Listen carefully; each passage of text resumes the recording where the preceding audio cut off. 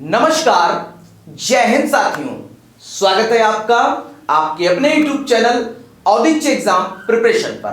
Friends, जैसा कि मैं उम्मीद करता हूं कि आप सभी लोगों ने इस वीडियो को क्लिक किया होगा, क्योंकि आप यूपी टेट और सीटेट पास कर चुके हैं। अब आप सभी लोगों के मन में ये उथल पुथल मची हुई है कि क्या पढ़ें आखिर सुपर टेट के लिए, क्या पढ़ें, कहां से पढ़ें, कितना पढ़ें, क्या सिलेबस है, सब्जेक्ट क्या है और आपकी एलिजिबिलिटी क्राइटेरिया क्या है। सर सीटेट पास किया है तो क्या मैं एलिजिबल हूं कि नहीं हूं, सर सब्जेक्ट कौन से हैं, किस सब्जेक्ट को कितना समय दूं, क्या वेटेज रहेगा। संपूर्ण पाठ्यक्रम पर इस वीडियो के अंतर्गत आपको मिलने वाली है पूरी की पूरी जानकारी। तो अंत तक बच्चा पार्टी जुड़े रहिएगा। मैं वादा करता हूं आप डेली आया करेंगे इस चैनल पर। चलिए स्टार्ट करते हैं दोस्तों। सबसे पहले मैं आपको टाइम टेबल बता दूं। सुपर टेट के लिए निशुल्क कक्षाएं, कोई भी चार्ज नहीं। और दोस्तों हर जगह आपको एमसीक्यू कराए जाएंगे। यहां पर आपको कंटेंट पढ़ाया जा रहा है। कंटेंट मतलब लेक्चर फर्स्ट में, लेक्चर सेकंड में हिंदी साहित्य इतिहास सब कुछ आपको ये टाइम टेबल के अकॉर्डिंग पढ़ाया जा रहा है। ठीक है, अब आप सभी लोगों को लेके चलता हूं स्लाइड पर।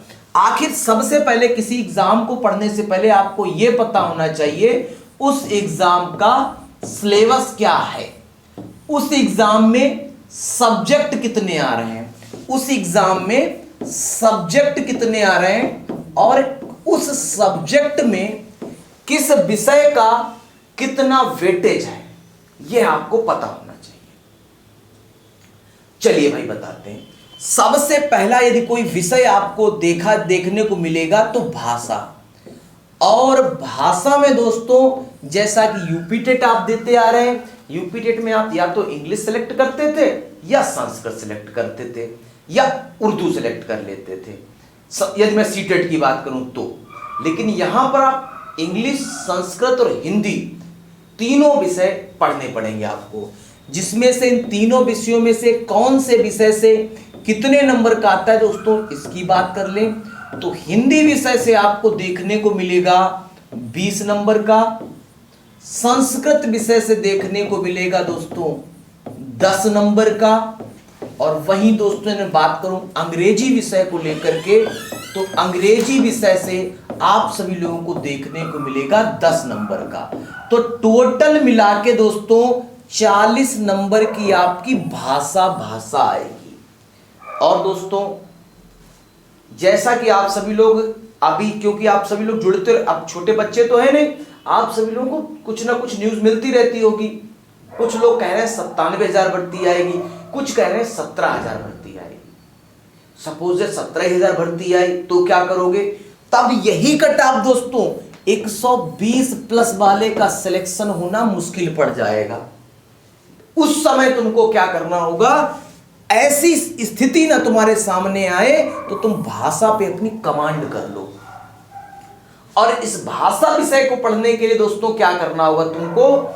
हिंदी जो विषय है, विषय हिंदी के लिए आप मेरी क्लास लेक्चर में शुरुआत से पढ़ा रहा हूं, बिल्कुल फ्री ऑफ कास्ट में कंटेंट आपको दे रहा हूं। कंटेंट आपको टेलीग्राम पर मिल जाता है जो पढ़ाता हूं, और मेरी क्लास सफिशिएंट है। उसके बाद दोस्तों आप किसी भी पब्लिकेशन का, कोई भी पब्लिकेशन, जैसे मैं आदित्य पब्लिकेशन की बात कर लूं, मैं घटना चक्र की बात कर लूं, किसी भी पब्लिकेशन का आप उठा करके प्रैक्टिस सेट, मैं कंटेंट तो मैं ही पढ़ा दूंगा आपको, लेकिन आपको नंबर ऑफ क्वेश्चंस होने चाहिए ना।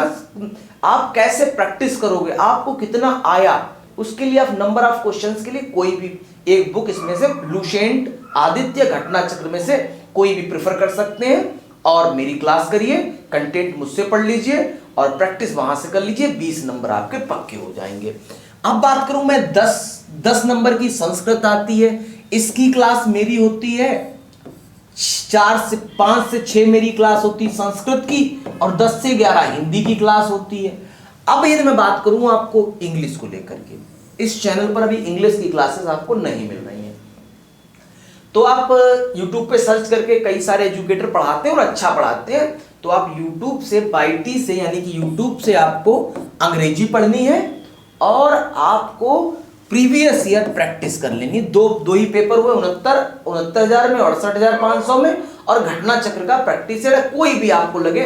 देखिए यदि मैं इन सारे पब्लिकेशन का नाम ले रहा हूं तो ये कहीं ना कहीं इनको बेनिफिट मिल रहा है। मैं ये बस ये जानना चाह रहा हूं कि इनको बेनिफिट मिले तो मिले, लेकिन मेरा बच्चा पार्टी जो मुझसे जुड़ाव रखता है, जो मेरी बात मानता है, उसको सही मार्गदर्शन मिल सके, मेरा उद्देश्य ये है। तो आप घटना चक्र, यूथ, ये दोनों पब्लिकेशन अच्छा प्रैक्टिस अच्छे बनाते हैं, तो आप इन दोनों में से कोई भी ले सकते हो। अब बात करें दोस्तों आप सभी लोगों से दूसरा विषय को लेकर के, तो आपका दोस्तों दूसरा विषय आपका मैथ। अब जैसे कि मैं आप सभी लोगों से बात करूं, जब आप यूपी टेट या सी टेट देते हैं तो आप मैथ से बचते हैं, कहते हैं 10-5 नंबर बन जाए, 90 नंबर तो लाने, क्वालिफाइड ही तो करना है। सीडीपी पे कमांड बना लेते हो, हिंदी पे कमांड बना लेते हो, लेकिन इस पे कमांड छोड़ देते हो आप लोग। यही आपकी भूल हो जाएगी। यहां पर 20 नंबर का 150 में से 20 नंबर की मैथ आ रही है, 150 में से 20 निकाल दो, 130 नंबर कुल बचे। 130 में तो पूरा तो तुम वैसे भी नहीं कर पाओगे। सोचो ऐसी स्थिति में आपके साथ फिर क्या हो जाएगा, दुर्घटना हो जाएगी, मास्टरी फिर नहीं बन पाओगे। तो मैथ को इग्नोर नहीं करना है। बोले सर मैथ कैसे पढ़ें? मैथ के लिए दोस्तों मैं आपको सजेस्ट कर सकता हूं, आर.एस. अग्रवाल की बुक आती है, आप आर.एस. अग्रवाल साहब की बुक ले लीजिए, अग्रवाल की बुक ले लीजिए। और ये बुक से आप पढ़ नहीं सकते। देखिए यदि आपकी मैथ वीक है आपकी, तो किसी भी बुक से आप पढ़ नहीं सकते, उसके लिए आपको सहारा लेना पड़ेगा बाईटी का। मैं बहुत जल्दी इसके लिए फैकल्टी लेके आ रहा हूं, मैं बहुत जल्दी बाईटी पर मैथ के लिए फैकल्टी एक लेके आ रहा हूं, एजुकेटर लेके आ रहा हूं। फिर भी मैं आप सभी लोगों से बात कर रहा हूं इस चीज को लेकर के कि जो बाईटी पर आपको मिलेगी, आप तब तक किसी भी बाईटी से, बोलिए सर आप भी तो चैनल चला रहे हैं, आप किसी को रिकमेंड क्यों कर रहे हैं? मैं ये कह रहा हूं आप किसी भी वाईटी यानी यूट्यूब पर आप किसी की भी वीडियो नंबर सिस्टम पढ़ो, नंबर सिस्टम बहुत मिल जाएगा कंटेंट, और अच्छा कंटेंट पढ़ाए हैं, फ्री में अच्छा कंटेंट मिल जाएगा। ये आप इतना करेंगे आप, और क्वेश्चंस यहां से लगा लो, आर.एस. अग्रवाल से क्वेश्चन लगा लो, कॉन्सेप्ट आप यूट्यूब चैनल से सीख लो। अब बात करते हैं दोस्तों नेक्स्ट टॉपिक को लेकर के, रीजनिंग। रीजनिंग में दोस्तों आपको क्या सीखना है? रीजनिंग में हलवा आती है रीजनिंग, और 5 नंबर की आती है रीजनिंग। ये आपकी रीजनिंग टॉपिक रहा। मैथ 40 और 20 60 और 5 65 नंबर के सिलेबस की मैं चर्चा कर चुका हूं आप सभी लोगों से। अब चलता हूं नेक्स्ट स्लाइड पर और आपको आगे विषयों के बारे में विस्तृत से बताता हूं कि आखिर और कौन कौन से विषय कितने नंबर के आते हैं। सूचना तकनीकी यदि मैं बात करूं तकनीकी की, तो ये 5 नंबर की आती है। ये कितने नंबर की आती है? 5 नंबर की।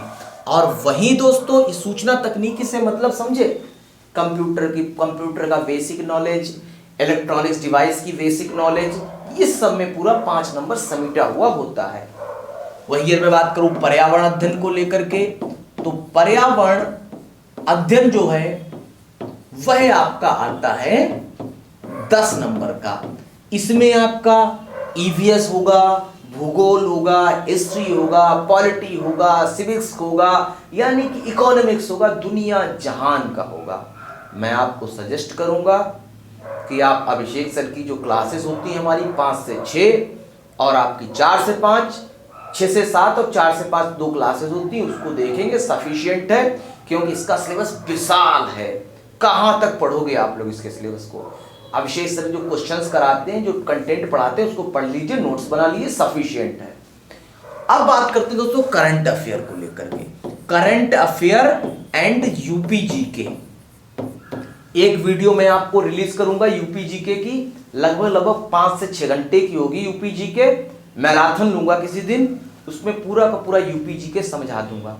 और 1 मंथ में एक हमारी आया करेगी करंट अफेयर की क्लास, मेरी खुद की आया करेगी क्लास, 1 मंथ में एक बार आया करेगी, जो कि मैराथन रहा करेगी, 4 से 5 घंटे की मैराथन रहा करेगी। इस क्लास में मैं आप लोगों को तैयार कराऊंगा, लेकिन ये अभी आपको नहीं पढ़ना है, ये 2 टॉपिक आपको अभी नहीं पढ़ने, क्योंकि वैकेंसी जब आएगी उससे 6 महीने पहले का करंट अफेयर पढ़ा जाता है और 2 महीने जो 7 और 8 महीने होंगे उसको ऊपर ऊपर देख लिया जाता है, तो आपका वहीं से फंस जाता है। ये आपका 30 नंबर का आएगा, सबसे ज्यादा नंबर का यही आ रहा है, सबसे ज्यादा नंबर का यही आ रहा है। अब बात करते हैं और विषयों को लेकर के। फिर आपका विज्ञान विषय की यदि मैं बात करूं तो विज्ञान विषय आपका आता है 10 नंबर का, और लास्ट वन आपका, चाहे आप उसको सीडीपी कह दो और चाहे 3 टुकड़े उसके अलग अलग कर लो। एक आता है बाल मनोविज्ञान, बाल मनोविज्ञान। दूसरा आपका आता है दोस्तों बाल मनोविज्ञान हो गया। दूसरा आपका आ जाता है शिक्षण कौशल, शिक्षण कौशल। और तीसरा जो है और लास्ट वन है आपका, वह आ जाता है जीवन कौशल। क्या आ जाता है? जीवन कौशल। यह आपका इतना आ जाता है। यह 10 नंबर का, यह 10 नंबर का और यह 10 नंबर का। यह हमारी रही सिलेबस पर चर्चा। दोस्तों आप सभी लोगों के जो भी क्वेश्चंस हैं मैं सब डाउट्स क्लियर कर दूंगा इसी वीडियो में। सिलेबस बता दिया कौन कौन सी 14 सब्जेक्ट हैं। इसको क्या किया है, लोग कहते हैं ना 14 सब्जेक्ट हैं, इतना बड़ा सिलेबस है। असल में क्या, लोगों ने इसके टुकड़े कर दिए हैं। एक बात बताओ, इसको पूरा सीडीपी 1 मान लो, करंट अफेयर, सूचना तकनीकी, पर्यावरण अध्ययन और साइंस। जीएस के ना किसी भी एग्जाम की आप तैयारी करते हैं, जीएस के पोर्शन में इतने टॉपिक तो आते ही आते हैं, इसमें अलग अलग उसका वेटेज दिखा दिया, कौन से नंबर का कितना आ रहा है। ये चीज है, बात समझे। अब बात कर भाषा को पकड़ना है। यदि आपको एग्जाम निकालना है तो भाषा को पकड़ना है, हिंदी को पकड़ना, भाषा को पकड़ना है, मैथ को पकड़ना है, करंट अफेयर को पकड़ना है और आपका सीडीपी को पकड़ना है। देख लो 30 नंबर का आपका करंट अफेयर, 30 नंबर की सीडीपी, 40 नंबर की भाषा और 20 नंबर की आपकी क्या हो गई, मैथ। जोड़ लो, इतना तो आपका ऐसे ही हो गया। 3 और 3 6, 6 और 4 आपका 10, 10 2 12, 120 नंबर आपके इतने सब्जेक्ट आपके कवर कराएंगे। ठीक है दोस्तों, ये रही आपकी स्ट्रेटजी। अब कुछ बच्चों के प्रश्न होते हैं कि सर एग्जाम कब होगा। इसका सीधा सा जवाब है, कई सारे एजुकेटर्स, कई सारे चैनल वाले अपने व्यूज बढ़ाने के लिए रोज एक डेट निकाल देते हैं, और हम तुमसे कह रहे हैं कि किसी भी बाईटी चैनल वाले के जो रिलेटिव्स हैं वो आयोग में नहीं बैठे हैं। हालांकि सरकार को भी ये नहीं पता कि वैकेंसी आखिर आएगी कब, लेकिन ये बात है जो मुझे लग रहा है, मैं अपने एनालिसिस से बता रहा हूं, कहीं से कुछ लिखा नहीं है। चूंकि सपा सरकार ने अपने घोषणा पत्र में शिक्षक भर्ती को स्थान दिया, कांग्रेस ने स्थान दिया, आप पार्टी ने स्थान दिया, यानी कि कई सारे पॉलिटिकल लीडर, पॉलिटिकल पार्टी शिक्षक भर्ती को अपने मैनिफेस्टो में स्थान दे रहे हैं। पार्टी कोई भी आए, जब मैनिफेस्टो में स्थान दिया जाता है इसका मतलब है सरकारों की नजर में हमारी जनसंख्या है, तो ये 2022 में भर्ती जरूर आएगी। बोले सर भर्ती जब आएगी तो आएगी, अब पढ़ाई क्यों करें। एक बात बताओ तुमको, क्या तुम इतने सिलेबस को अभी कंप्लीट किए बैठे हो? क्या तुमको इतना सिलेबस पता है? क्या तुम, दिल से बताना भाई, कमेंट बॉक्स में दिल से बताना, जितने मैंने सिलेबस यहां पर सब्जेक्ट लिखे हैं क्या तुमको पहले से पता है? क्या तुम पढ़े बैठे हो, सिलेबस कंप्लीट है, तुम्हारा इंतजार कर रहे हो भर्ती का? यदि नहीं कर रहे हो, सुपर डेट का सिलेबस, इतना सिलेबस है, इसको पढ़ने में 2 4 6 महीने लगेंगे, तो इसको पढ़ो अभी से, पूरे नोट्स बनाओ प्रॉपर। और हाँ दोस्तों, हिंदी के नोट्स और संस्कृत के नोट्स, जीएस पॉलिटी के नोट्स टेलीग्राम चैनल पर मिल जाते हैं, डिस्क्रिप्शन बॉक्स में लिंक दिया गया, आप वहां से ज्वाइन कर सकते हैं। अब दोस्तों एलिजिबिलिटी क्राइटेरिया बात की जाए तो एलिजिबिलिटी योग्यता, यदि आप योग्यता की मैं बात करूं तो यदि आप बीएड हैं, बीटीसी हैं या डीएलएड हैं, या फिर आप इन दो के साथ शिक्षा मित्र हैं, जैसा कि आज की सिचुएशन में जो कंडीशन है उस हिसाब से। तो ये योग्यता है। साथ ही साथ पिछली बार यूपी का डोमिसाइल मांगा गया था, अब इस बार अभी नोटिफिकेशन जब आएगा तब देखा जाएगा। मैं पिछली बार का जो बताऊं तो यूपी के मूल निवासी होना चाहिए, लेकिन अभी ऐसा कुछ क्राइटेरिया नहीं है कि यूपी वाले ही भर सकते हैं। तुमको लोग कहेंगे यूपी वाले भर सकते हैं, अदर स्टेट नहीं भर सकते, क्योंकि डबल इंजन की सरकार चल रही है, तो एक स्टेट से दूसरे स्टेट में चुनाव में फर्क पड़ता है, तो हो सकता है अदर स्टेट वाले भी इसमें एलिजिबल हो जाए। ठीक है, अब बात करते हैं सीटेट यदि तुम पास हो तो भी तुम फॉर्म भर सकते हो, और यूपी टेट पास हो तुम तो भी फॉर्म भर सकते हो। ठीक, कंडीशन दोनों में तुम फॉर्म भर सकते हो। तो दोस्तों ये तो रही आज की जानकारी। अब टाइम टेबल नोट कर लो, कल से करो क्लास आके, आज से क्लास स्टार्ट कर दो, तभी भैया तुम्हारी नैया पार होगी। सुपर टेट में अब नैया ऐसे नहीं पार होगी।